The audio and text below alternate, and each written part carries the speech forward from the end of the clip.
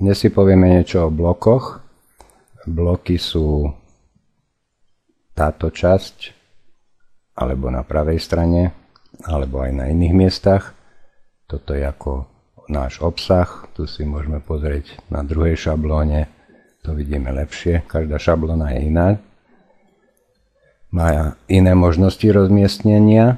Tu vidíme, že bloky máme umiestnené pod.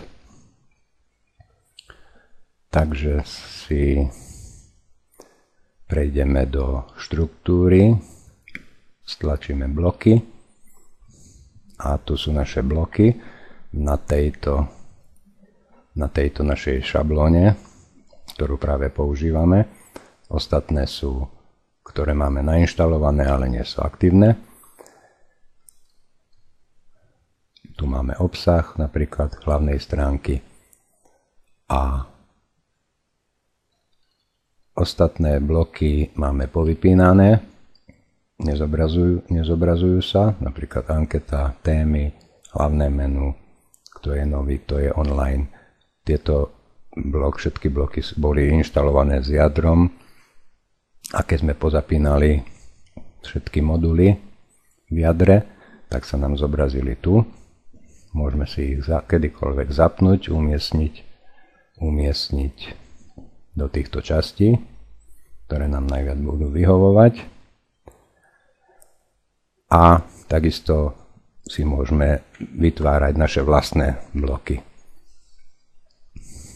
Takže vytvoríme si blok, napríklad pridať blok. A tu si napíšeme, keby sme chceli predávať knihy, alebo nejaký hociakú tému, tak si vytvoríme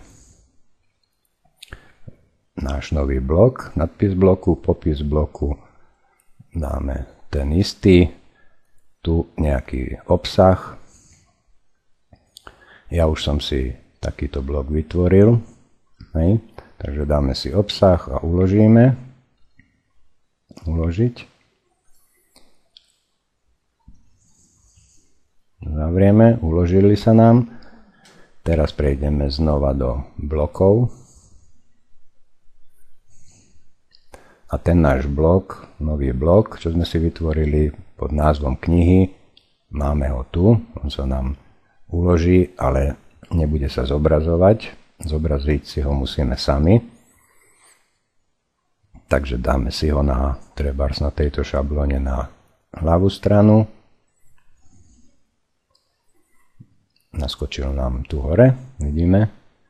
Na ľavej strane máme akurát prihlásenie a ten nový blok knihy. Uložíme.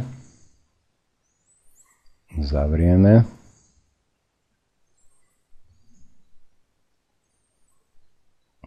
Tak. A nový blok máme zobrazený tu. Teraz si musíme vytvoriť napríklad, ja som urobil položky, nové stránky, beletriu, prózu a kriminálne knihy. Hneď si to ukážeme, klikneme si na zúbené koliesko, nastaviť blok.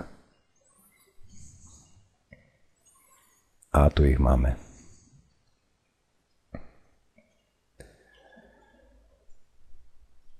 Musíme si teraz vytvoriť 3 nové obsahy, 3 stránky, beletriu, ďalšia stránka próza, ďalšia stránka krimi. Takže si to zavrieme a prejdeme na pridať obsah. Základná stránka. A tu si vytvoríme najprv jednu, beletria, a tu si vložíme nejaký text, napíšeme si nejaký text.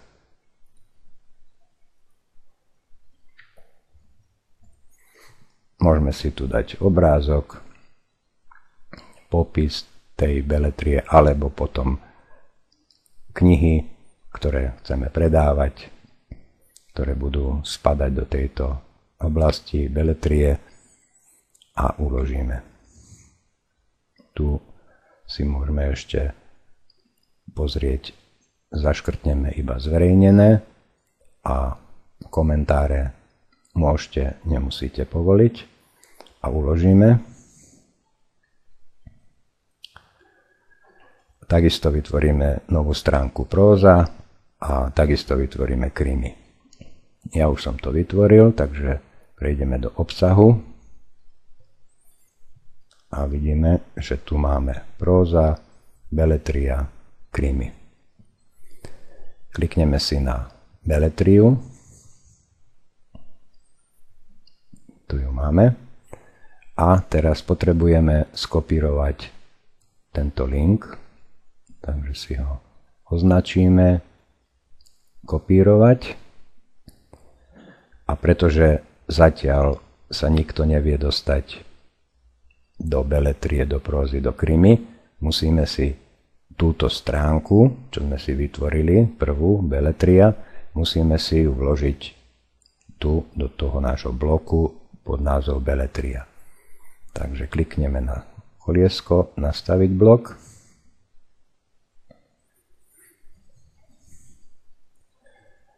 A beletriu označíme a tu klikneme na túto ikonku, ktorá znamená vložiť alebo zmeniť odkaz. Klikneme si na ňu. Zobrazí sa nám táto tabuľka a ten skopírovaný odkaz si ho vložíme tu. Čiže klikneme na URL, cestu a prilepiť. A potvrdíme a uložíme blok.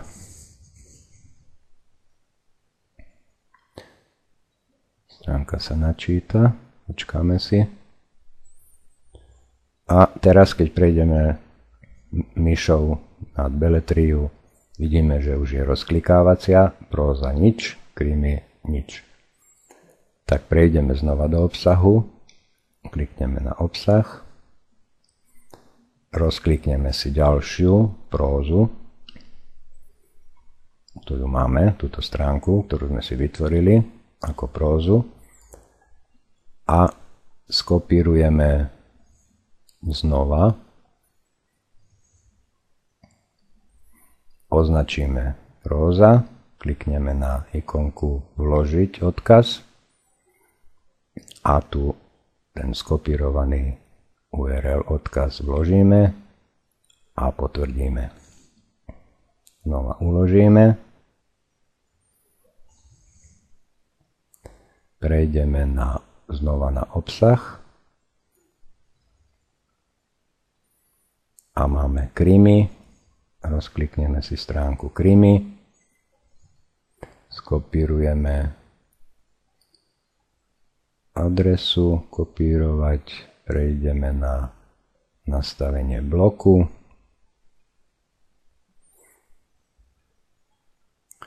Označíme poslednú možnosť. Klikneme na ikonku odkazu, vložíme URL, prilepiť, OK. A uložíme.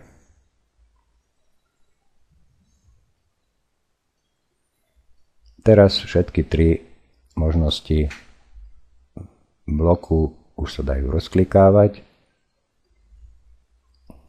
Klikneme na prózu, zobrazí sa nám stránka o próze, klikneme na beletriu, zobrazí sa nám beletria. Keď si klikneme na poslednú možnosť, zobrazí sa nám stránka krimi. Takže to sú možnosti bloku. Ešte si ukážeme nastaviť blok. Keď ho chceme dať do inej časti, tak tu v tejto časti vidíme, že je povolená šablóna plasma a blok je uložený v tejto časti na ľavej strane. Keď si klikneme, môžeme ho zmeniť. Alebo potom prejdeme do štruktúry, bloky A tu máme náš blok knihy a tu si ho môžeme zmeniť takisto. Čiže máme dve možnosti. Dajme tomu, uložíme ho do spodnej časti vľavo, uložíme blok, zavrieme, stránka sa načíta a vidíme, že odtiaľ nám tento blok zmizol a premiestnil sa tu dole. Takže to je všetko o blokoch.